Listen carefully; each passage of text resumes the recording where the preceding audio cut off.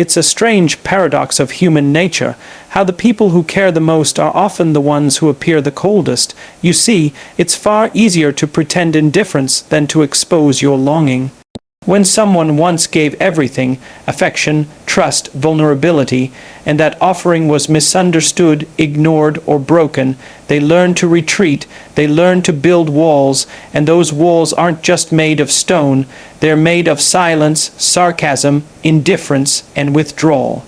But underneath all of that is often something raw and tender: grief, hope, confusion, love.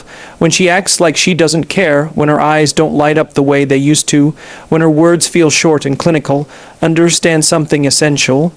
That coldness didn't come from nowhere. It's not the default. It's a response, a strategy. It's the armor she forged after the storm, and it takes energy to wear it. The very act of behaving indifferently towards someone you once loved with your whole heart, it takes an emotional toll. Because deep down, she's not cold by nature. She became that way out of necessity. Think about this. If she truly didn't care, she wouldn't need to act at all. Indifference doesn't put on a show. It doesn't need to be sharp or distant. It just is, but coldness, that's calculated. It's a shield, and every shield has something fragile behind it. Maybe she laughs too loud with others, but never with you. Maybe she looks past you when you walk by, just a little too quickly.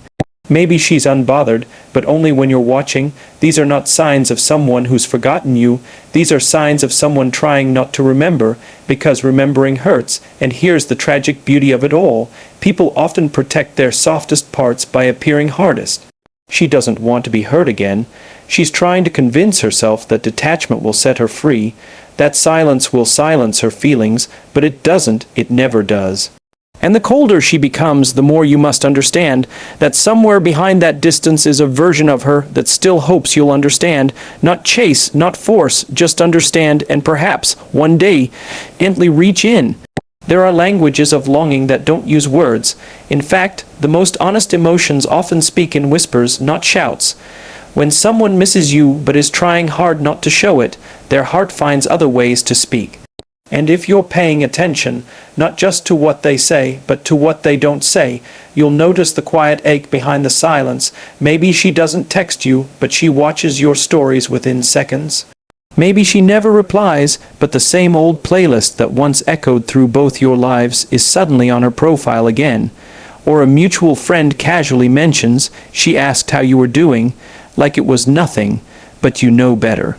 That's not nothing, that's everything. You see, longing slips through in the moment she thinks no one is watching, the way she lingers in the places you once visited, the way her tone changes when someone says your name.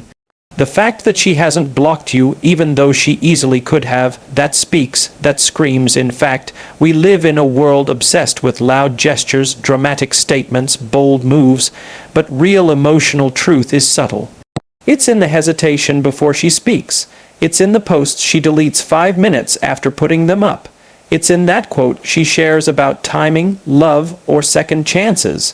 Don't fool yourself into thinking she's over it just because she's quiet. Silence can carry more weight than 1,000 words when someone's trying to hide how much they still feel. The signs are all there, not in neon lights, but in soft shadows. And that's the thing, when someone's heart still beats for you, it doesn't always march. Sometimes it tiptoes, unsure of the ground.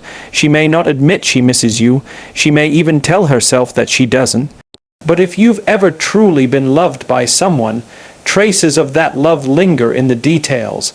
And if you look closely, with patience and sincerity, you'll see her missing you between every line she refuses to say. When a person distances themselves emotionally, it often has less to do with anger and more to do with protection. It's a defense, a mechanism the mind adopts to prevent the heart from reliving the pain it barely survived. For her, acting cold might feel like the only way to stay in control, because being vulnerable once led to confusion, disappointment, maybe even heartbreak, and when that happens, the psyche learns to associate openness with danger. So it shuts the doors.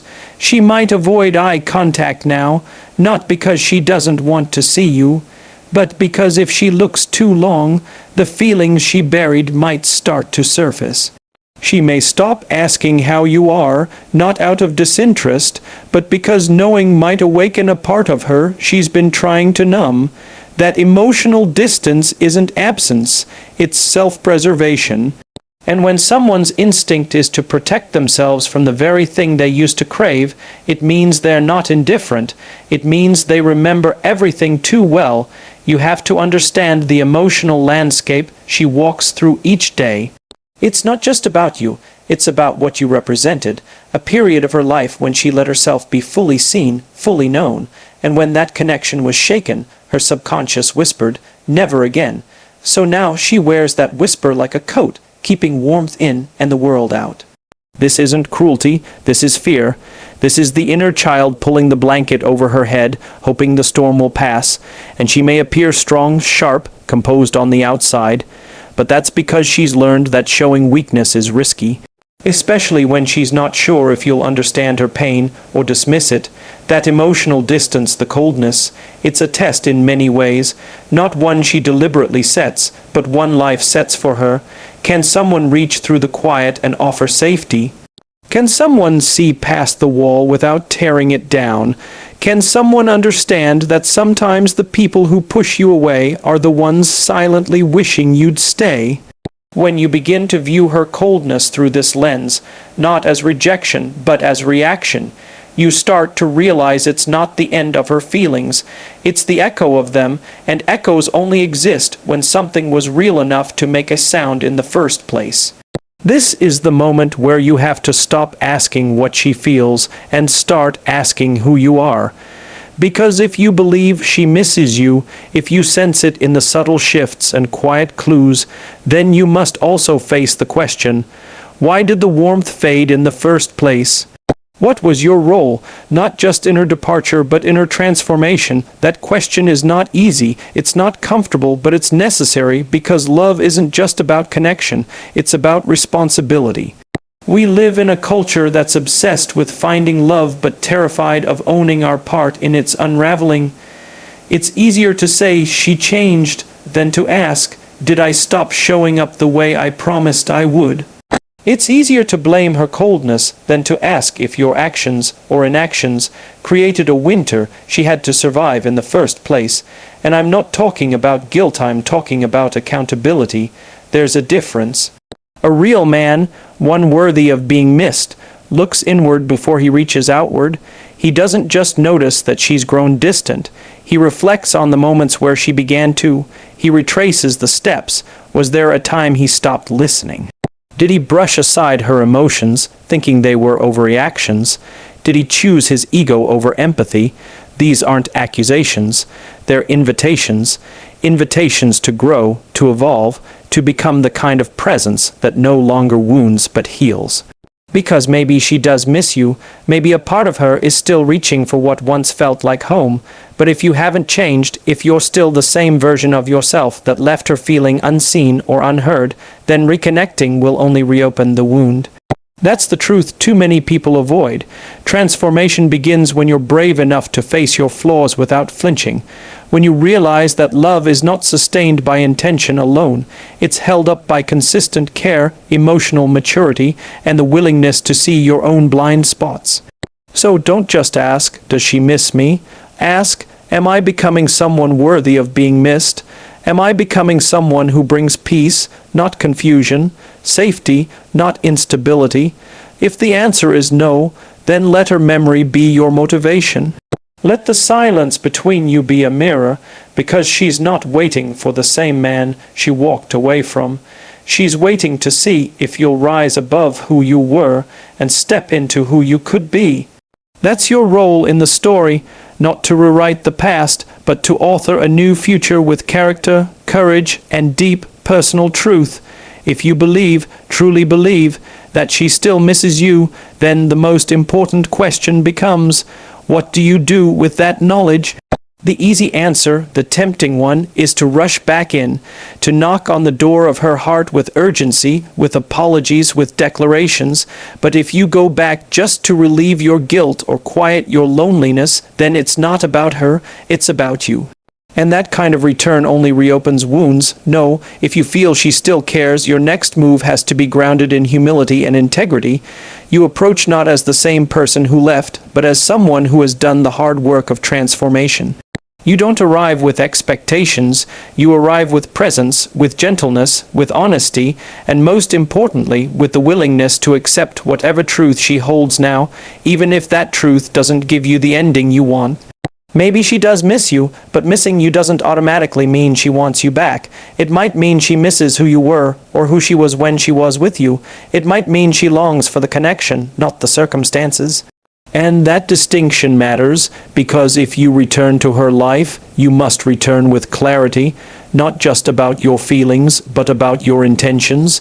Are you reaching out to fix her pain? That's not your job. Are you reaching out to feel better about yourself? That's not love. The only valid reason to re-enter someone's life is to give them the gift of your presence, not to take something, but to offer something. Peace, closure, healing, or maybe, just maybe, a new beginning built on honesty. And that doesn't start with grand speeches. It starts with small, sincere steps, a message that acknowledges the silence, a sentence that takes responsibility, not one that shifts blame. A tone that says, I've learned, I've grown, and if you ever feel safe enough, I'd like to show you who I've become. That's the power of integrity. It's quiet, but it's undeniable, because when someone has gone cold, it's not warmth they need thrown at them, it's safety. And if you can be that truly, deeply, then there may still be something waiting on the other side of the silence.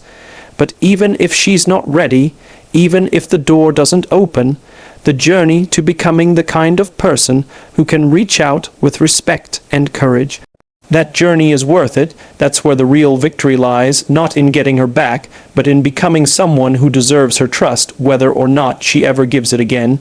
So here you are standing at the intersection of silence and possibility. She acts cold, yes.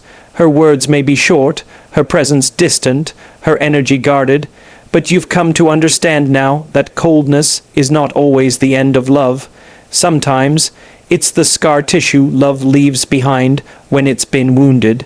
Sometimes it's a shield held up by someone who still feels deeply but no longer knows if it's safe to show it. You've learned that longing doesn't always shout, it whispers, that presence can still linger even in absence. And most of all, you've realized that the path back, if there is one, doesn't begin with her, it begins with you. This isn't a call to chase what once was blindly, to force open a door that isn't ready. No, this is a call to become the kind of person who sees, who listens, who understands, a person who no longer just desires to be loved, but who has learned to love with maturity, with responsibility, with gentleness. A person who can stand in front of someone they hurt and say, not take me back, but I see you, I honor what we had, and I've grown. If she still misses you, let that truth humble you, not inflate you. Let it move you toward transformation, not possession, because love, real love, is not about reclaiming what was, it's about earning what could be, one honest word, one healed wound, one brave step at a time. And whether she comes back or not, walk forward with dignity, with clarity, with heart. That is your strength, that is your task, and that is how you become the kind of man she doesn't just miss, but the kind she can finally trust again.